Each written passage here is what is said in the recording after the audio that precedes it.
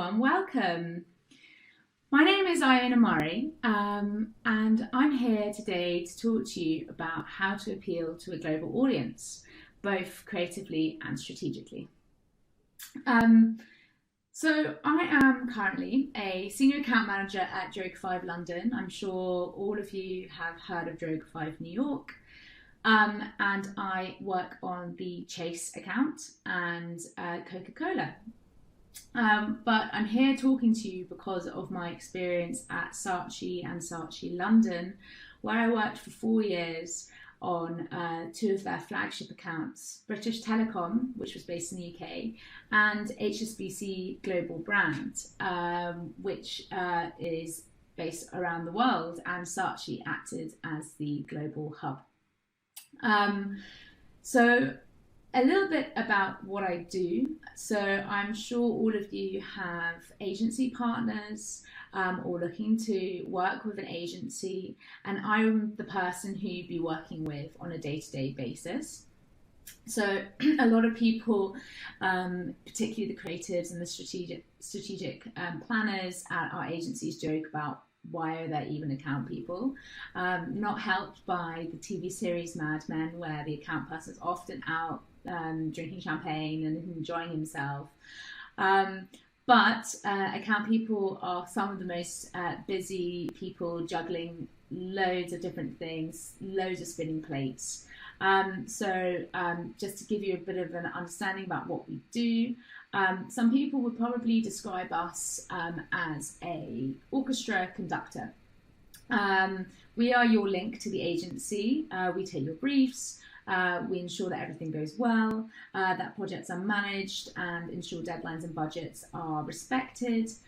We manage resource and we ensure projects are delivered to the utmost. We are also creative bodyguards. So we protect the creative idea. We also drive the business forward through the most creative vessel as possible. And we chart the vision and help both the agency and the client arc in that direction.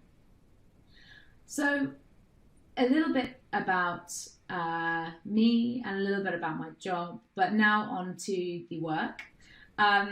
So I have been fortunate enough to work on a few cross-market accounts.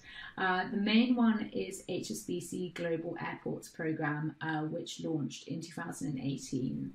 Saatchi and Saatchi won the HSBC Global Brand account in 2017, and London acted as the main global hub. So we were partners with the HSBC brand team as their global kind of brand guardians. We rebranded HSBC to bring it into the modern day. We created a whole new strategic thread and thinking, which we applied across markets.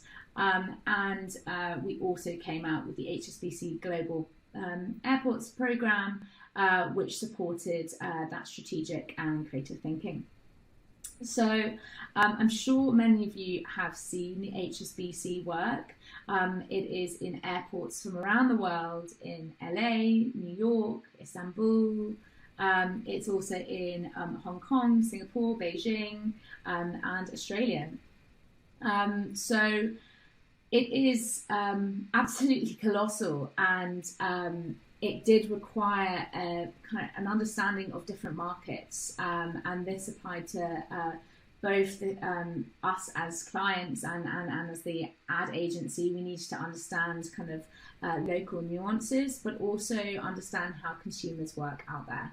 So for consumers, you need to have an understanding of how those markets perceive advertising, and also what resonates with those individual markets and what doesn't. So, you know, British advertising is so different to American advertising, and, you know, it's completely different to Chinese advertising and so on. So you have to be able to have that acute attention to detail. Whilst this feels relatively straightforward, each market has its own idiosyncrasies, it has its own nuances, styles, and kind of strange obstacles that you wouldn't expect along the way. So, I mean, you only need to watch both versions of a TV show called The Office to see that two English-speaking nations can have such different humour, and this applies to advertising as well. So we have to cater for each market. But that doesn't necessarily mean that the creative idea and the strategic platform does not, stretch across all these markets. And so being aware of this is complex, and it needs a rigorous process and a clear strategy to ensure the creative is as effective as possible. The best example of this success was the HSBC Airports program that I worked on. Many of you probably have heard about it as probably the most iconic media placement in the world. And it's increasingly important as we find that global air traffic is increasing. I know it doesn't feel like this in a pandemic, but by 2029, it's believed that 14 billion passengers will travel through airports in a year. So that is huge, and it is also an incredible marketing opportunity. And HSBC were clever enough to pick this up in the 1990s, and they've had it ever since. And it is also a very clever media buy, because as you've probably seen, the print ads are kind of right here, and it's long dwell time as you wait to get on your flight, which is a media spend that you don't really get anywhere else in the world. You never are that close to an out-of-home billboard. So that is pretty incredible. So this campaign, here's a few stats. It was in 5 different languages. It was in 17 different airports and in 9 different countries around the world, from North America, across Europe to Asia and Australia. The campaign featured 100 different versions of the creative, which was the HSBC hexagon. There was 1,500 JetBridge airways where you walk down, and so that is a lot of artwork, and it was a colossal 97 kilometers worth of printed artwork. So those stats are pretty unheard of anywhere else. The HSBC Airports campaign introduces millions of passengers to HSBC's new brand promise, Together We Thrive. So not only were we creating a global campaign, but we were also revealing a new strategic thinking, and the new brand promise of Together We Thrive was a notion centered around the idea of advancing prosperity for everyone that serves HSBC today, tomorrow, and to the future. And that strategic thread was applied to every market, and we had an individual line for each one that felt relevant to that market. So LA had its own advancing prosperity story, Singapore had its own advancing prosperity story, and then that in turn informs the creative. So the idea of advancing prosperity was rooted in HSBC's heritage. If you arrive in Hong Kong airport and you want to go to HSBC, you'll get in a taxi and you'll say, please take me to Wei Feng. And Wei Feng is Cantonese, and it actually is literally translated as abundant harvest, which nicely connects the idea of prosperity with HSBC and also HSBC's Asian heritage. So the JetBridge experience explains this new proposition by telling stories of prosperity from around the world. So it highlights inspirational initiatives that HSBC are involved in globally, from their water program to education and sustainability, whilst also having local executions where for the first time we were telling stories that were relevant to that city and how it thrived. So for example, in Hong Kong we had visuals of street food markets, and in LA we had visuals about CGI and feature film. So we had to show different kind of insights. In Britain, we highlighted the fact that the British are quite quirky.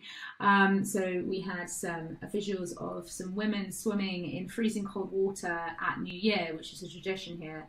But in France, we had visuals of the arts and how they've progressed from painting, oil paintings, to photography, which the French are very involved in that history. So creating relevance for HSBC role in each of these places was really important, and we did this through through the lens of the HSBC logo, and we created over 100 beautifully crafted stories, of which there were probably about 12 per market. And the HSBC logo was used as a device, and we called it the hexagon because the hexagon shape. And the hexagon acts as a window into a thriving world, with local scenes that was bespoke to the market. So in New York, for example, I think one of my favourite creatives was that we had a scene where you could see all the city skyscraper tops, and we used the HSBC logo to reveal a rooftop garden, because we'd heard of stories in New York where rooftop gardens were growing, and then, you know, restaurant owners were using the plants that they grow in their rooftop garden on their menu. So it's fun stories like that, which had their little kind of intel. So we didn't feel like we were talking from a completely global mindset, that we knew the people we were talking to in that local area. So the key to this global campaign was that strategic thread, the Advancing Prosperity line, that ran through the work across all markets. And so even when the campaign was over, we later had future briefs from Istanbul, from Dubai, from Saudi Arabia, and we continue to use that Advancing Prosperity story. So it does show that each market has kind of multiple levels of complexity, and that there are a plethora of stories that can be told. But as long as that strategic thread is strong, then I think a global marketing campaign works really well. So not only did we have to consider the creative nuances, but we had to consider different production approaches for each market, and also the people that we were working with. Every market works differently. So some of the production approaches that we had to consider were not something that we considered from the offset. So materials for the airport creative were specifically selected to be capable of enduring jet bridges from jet blasts from aircraft engines, as well as the most extreme weather conditions. So we were doing work in Dubai, so we had to have special adhesives to prevent the artwork from falling off the wall in the heat. And we also had to apply a covering in Canada to ensure that we stopped the material from freezing and cracking in the winter. So there were all these kind of strange insights that we didn't have from the offset, and we had to think about these things as we went along and didn't anticipate them. So now I'm just going to show you a video to give you an idea of the work that we did on HSBC and the beautiful creative.